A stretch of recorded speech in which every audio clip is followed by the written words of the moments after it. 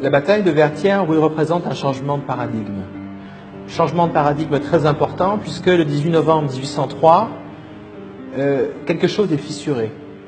Et ce qui est fissuré, c'est cette équation entre, d'un côté, la peau noire et la condition esclavagiste. Il est bien certain, le 26 Brumaire en 12, que cette équation est fissurée de manière radicale. Je crois qu'à Vertières, quelque chose tremble. Et ce qui tremble et ce qui se fissure, ce sont les assises, en fait, du monde moderne. Et les assises du monde moderne, je reviens à ce que je disais tout à l'heure, c'est la rencontre du capitalisme, de la race et de l'esclavage. À Vertières, cette union du capitalisme, de la race et de l'esclavage s'effondre.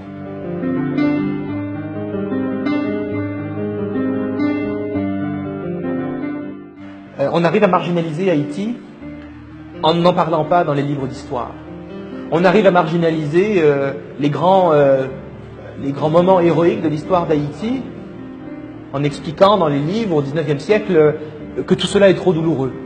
Le général Pamphile de la Croix, au XIXe siècle, en 1819, écrit ses mémoires et explique qu'il ne faut pas parler de la guerre d'indépendance haïtienne. On arrive à marginaliser Haïti en expliquant qu'Haïti est un pays de barbares, un pays monstrueux. Un pays monstrueux ne peut pas être le pays qui a donné naissance au grand héros Dessalines. Pour parler de Dessalines, il faudrait parler d'Haïti comme un pays de victoire, comme un pays héroïque.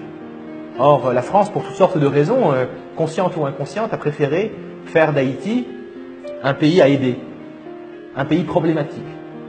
Alors qu'en fait, au XIXe siècle, Haïti est un pays stable, un pays puissant, un pays beaucoup plus stable que les États-Unis, frappé par une guerre civile, beaucoup plus stable que la France, frappé par diverses révolutions. Haïti n'est pas le pays que l'on pense.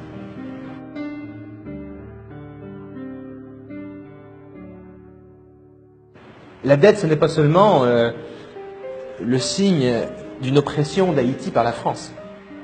La dette, c'est aussi la trahison de l'élite haïtienne.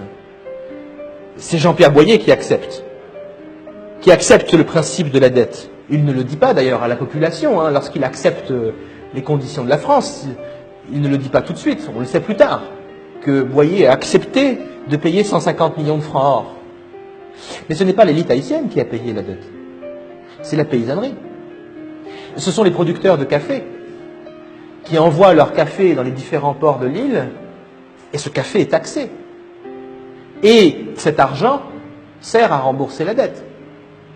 Ce n'est pas Boyer qui l'a payé la dette, ni Faustin Soulouque, ni Geffrard, ni Villebrun Guillaume Sam. C'est la paysannerie qui l'a payé.